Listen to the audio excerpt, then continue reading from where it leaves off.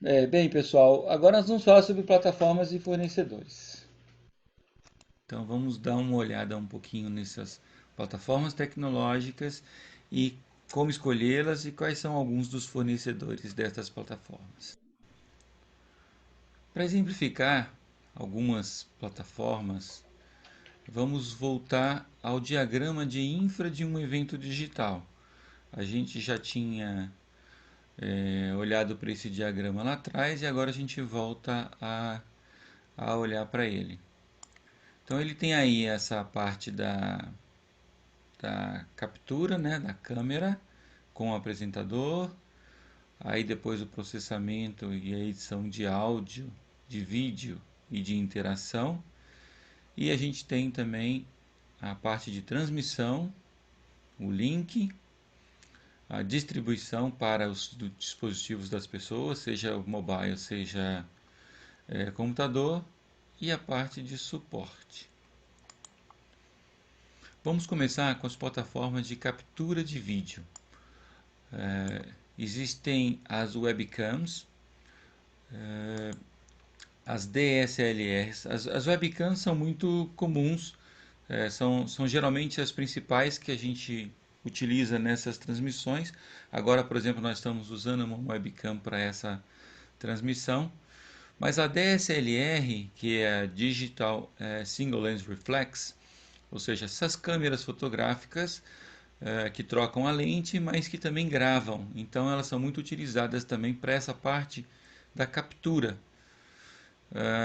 Existem também as filmadoras comuns, algumas semi-profissionais, dizem até que são profissionais, mas elas são razoavelmente mais simples.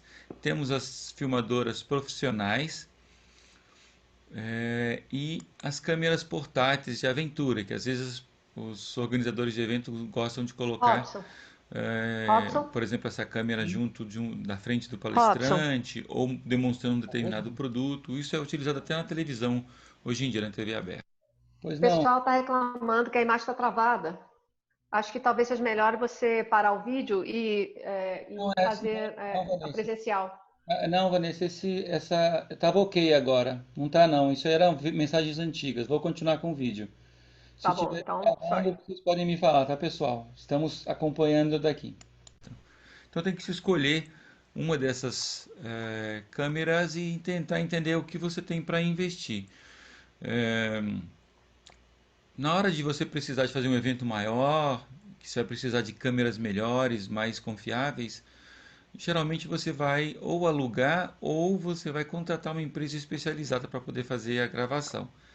Então, em relação a câmeras, a primeira parte, que é a captura da cena, do palestrante falando, esses são os principais equipamentos.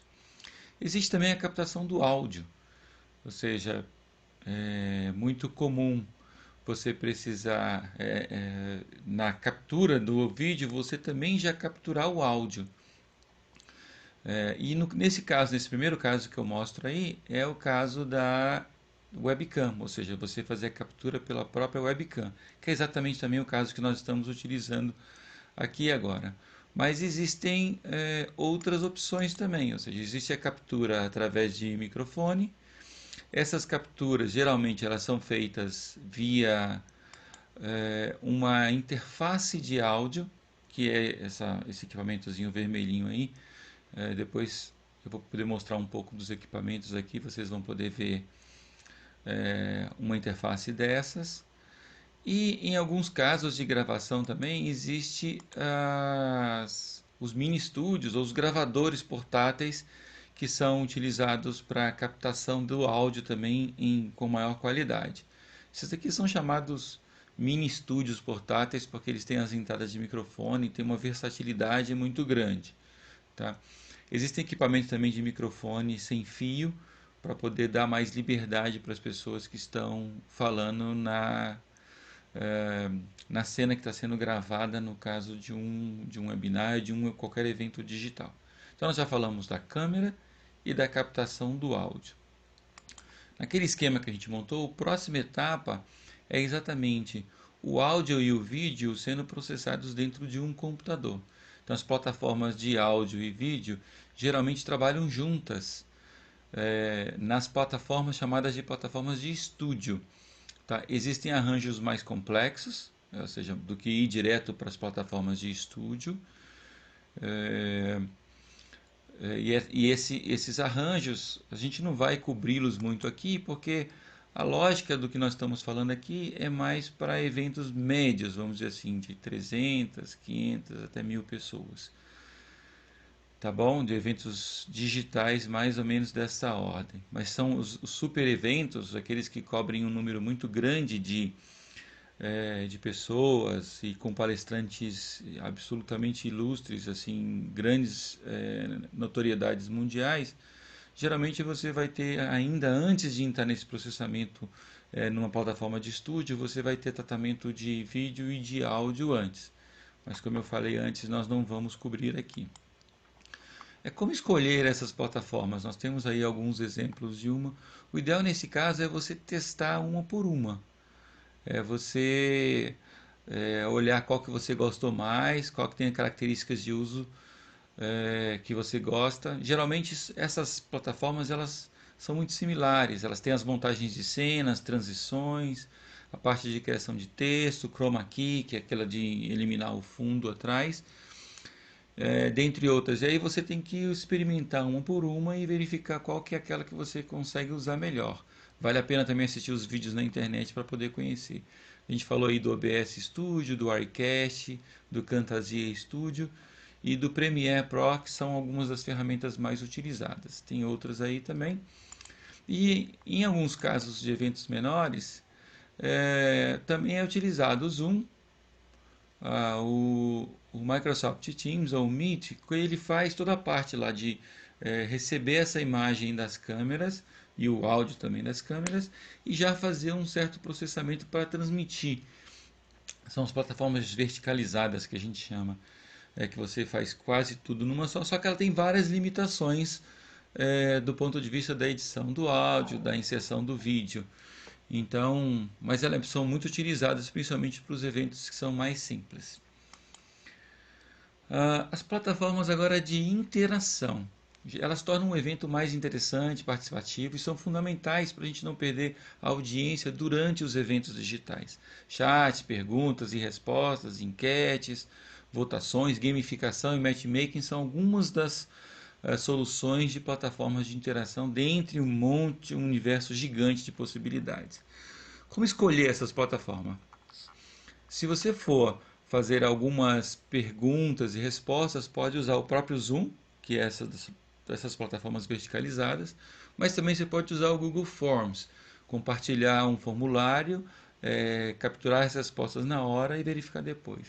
Essas funcionam muito bem. Para pesquisa, o SurveyMonkey e o Typeform são bem legais.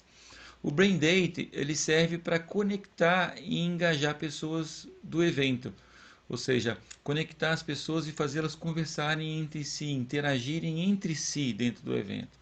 Então é uma plataforma de matchmaking também, assim como é o Sem Open Startups, que é uma plataforma brasileira sensacional, que opera muito nos eventos híbridos, principalmente nos eventos híbridos, e certamente estão agora focando na direção dos eventos digitais.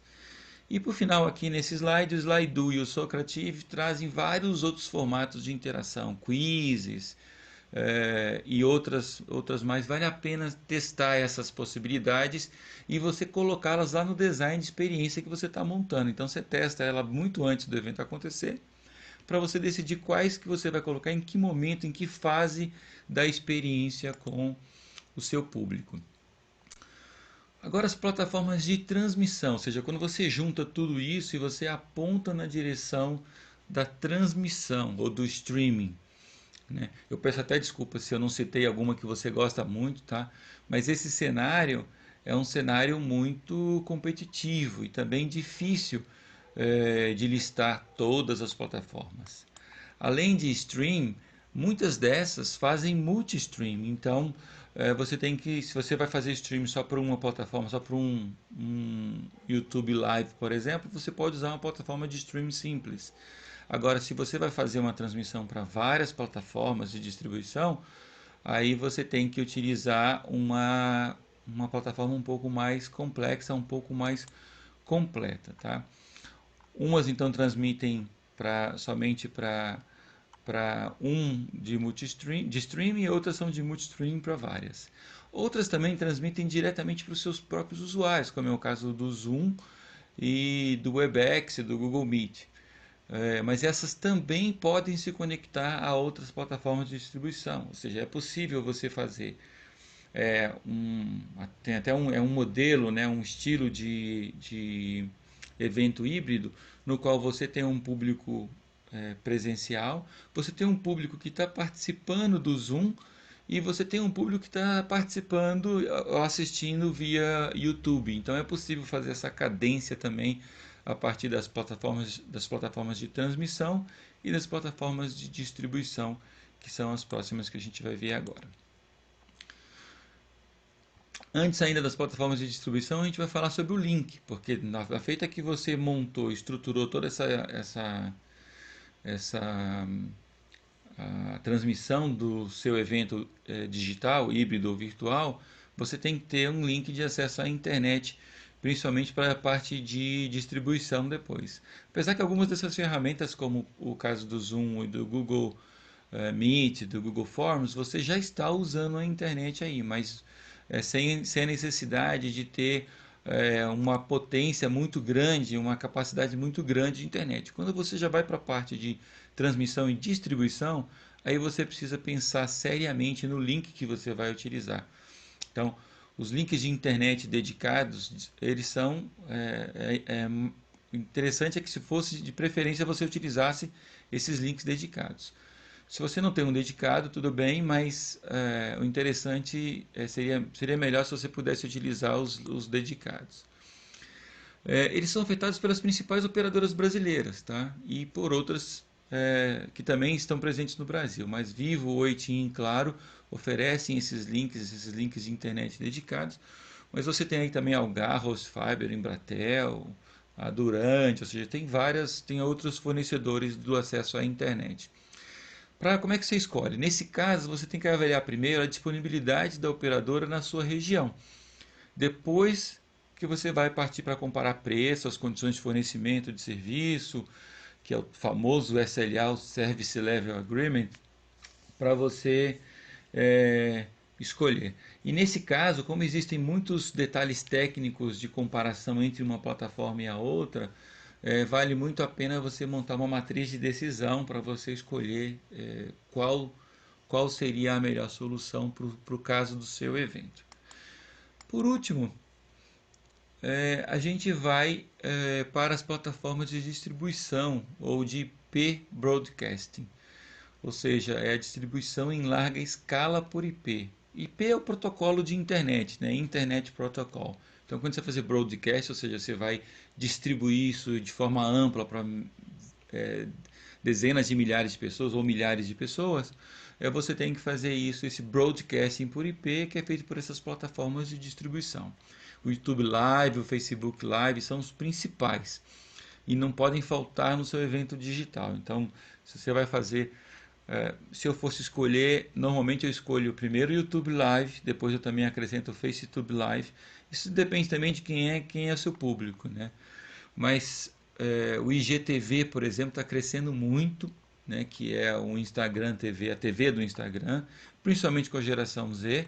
Então você tem que fazer essa análise, peraí, qual é a segmentação do público que eu vou alcançar? Então deixa eu ver qual é o canal de distribuição ou de IP Broadcasting que eu vou utilizar para eu poder enviar isso para milhares de pessoas. Legal que a maioria desses canais eles também gravam e depois deixa disponibilizado o vídeo para as pessoas poderem assistir posteriormente.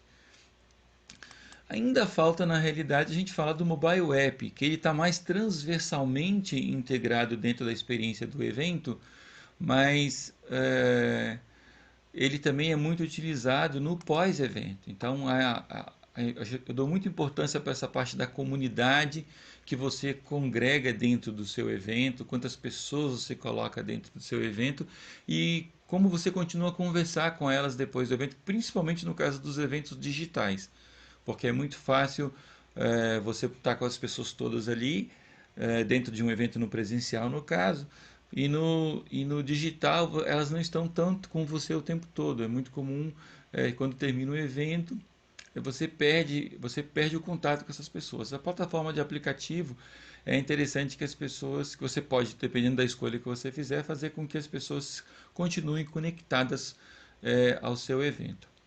Elas são muito importantes para toda a parte de interação também.